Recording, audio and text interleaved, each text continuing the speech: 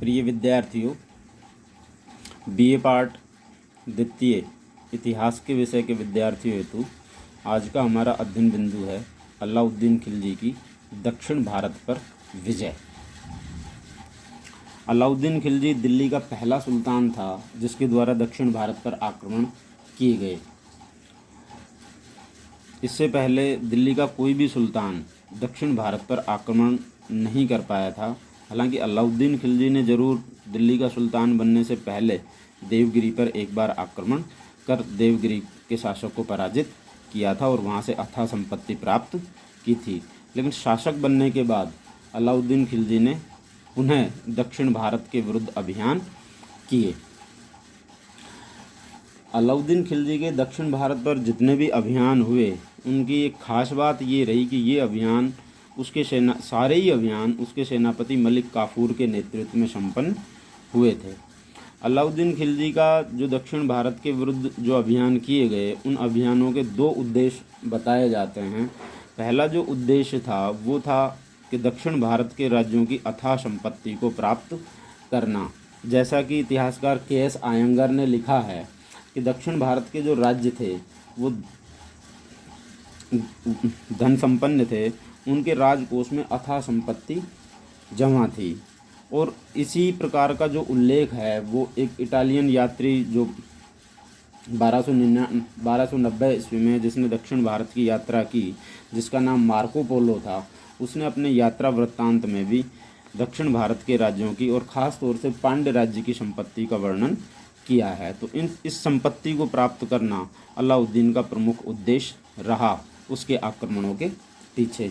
दूसरा जो मुख्य उद्देश्य रहा अलाउद्दीन खिलजी के दक्षिण भारत पर आक्रमणों का वो था दक्षिण भारत के राज्यों को अपनी अधीनता में लाना और उनसे वार्षिक कर प्राप्त करना। अलाउद्दीन खिलजी के समय जिस समय अलाउद्दीन खिलजी दिल्ली का सुल्तान बना था उस समय दक्षिण भारत में 4 प्रमुख राज्य थे। देवगिरी जहाँ यादव वंश का शासन था और जिसकी राजधानी देवगिरी थी। दूसरा राज्य तेलंगाना जिसकी राजधानी वारंगल थी, यहाँ काकतीय वंश का शासन था। तीसरा राज्य होयसल था जिसकी राजधानी द्वार समुद्र थी।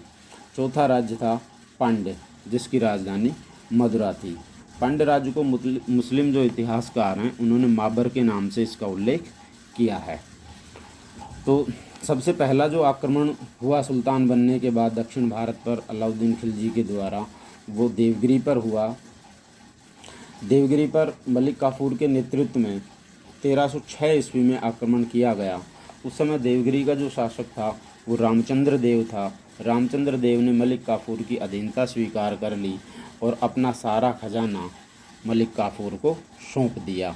किंतु अधीनता स्वीकार करने के बाद और अपना सारा खजाना मलिक काफूर को सौंप देने के बाद मलिक काफूर ने रामचंद्र का राज्य वापस उसे लौटा दिया। मलिक काफूर जब वापस अभियान के बाद दिल्ली लौटा तो रामचंद्र को भी अपने साथ दिल्ली ले आया। अलाउद्दीन खिलजी ने रामचंद्र देव को राय रायन की उपाधि दी और गुजरात स्थित नवसारी जिले में एक जागीर भी उसे प्रदान की। बाद में यही रामचंद्र देव अलाउद्दीन खिलजी के जो शेष दक्षिण भारत पर जो आगे अभियान हुए उनमें बड़ा मददगार साबित हुआ।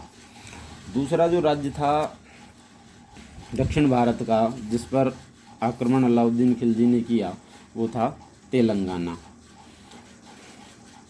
जहाँ काकतीय वंश का शासन था। तेलंगाना पर मलिक काफूर के नेतृत्व में 1309 ईस्वी में आक्रमण किया गया। उस समय वहाँ का जो शासक था वो प्रताप रुद्रदेव द्वितीय था। प्रताप रुद्रदेव द्वितीय ने न केवल इसकी अधीनता स्वीकार कर ली मलिक काफूर की या अलाउद्दीन खिलजी की, बल्कि अपना पूरा राजकोष भी उसे सौंप दिया, जिसमें कोहिनूर का हीरा भी शामिल बताया जाता है। दक्षिण भारत का अगला राज्य था होयसल, जो तीसरा राज्य था जिस पर अलाउद्दीन खिलजी के द्वारा आक्रमण किया गया। यहाँ पर मलिक काफूर के नेतृत्व में 1310 ईस्वी में आक्रमण हुआ।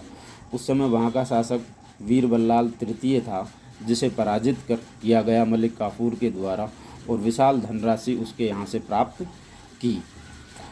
ये जो वीर बल्लाल तृतीय था वो रामचंद्र के बाद दूसरा ऐसा शासक था जो मलिक काफूर के साथ दिल्ली लाया गया या दिल्ली आया था। दक्षिण भारत का जो अंतिम राज्य था जिस पर अलाउद्दीन खिलजी ने आक्रमण किया वो था पांड्य राज्य। मलिक काफूर के द्वारा यहाँ पर 1311 ईस्वी में आक्रमण किया गया, किंतु यहाँ का शासक जो था वीर पांड्य वह अपनी राजधानी छोड़कर पलायन कर गया। इस कारण मलिक काफूर उसे पराजित नहीं कर सका, किंतु उसके पलायन के बाद वहाँ बड़ी मात्रा में लूट की सामग्री उसे प्राप्त हुई। इस प्रकार जो दक्षिण भारत का पांड्य राज्य था वह एकमात्र ऐसा राज्य था जिसने अलाउद्दीन खिलजी की अधीनता स्वीकार नहीं की। मलिक काफूर का दक्षिण भारत पर जो अंतिम आक्रमण हुआ या अलाउद्दीन खिलजी का जो अंतिम आक्रमण हुआ मलिक काफूर के नेतृत्व में वो 1313 ईस्वी में देवगिरी पर हुआ था। इसका जो कारण था वो देवगिरी के शासक रामचंद्र देव की मृत्यु के पश्चात उनका जो पुत्र शंकर देव उसका जो उत्तराधिकारी बना उसने अलाउद्दीन खिलजी की अधीनता मानने से इनकार कर दिया था, किंतु मलिक काफूर के द्वारा देवगिरी पर आक्रमण कर वहां पर अधिकार कर लिया गया और इस बार देवगिरी को दिल्ली सल्तनत में पुनः मिला लिया गया। इस प्रकार अलाउद्दीन खिलजी की दक्षिण भारत विजय संपन्न होती है। धन्यवाद।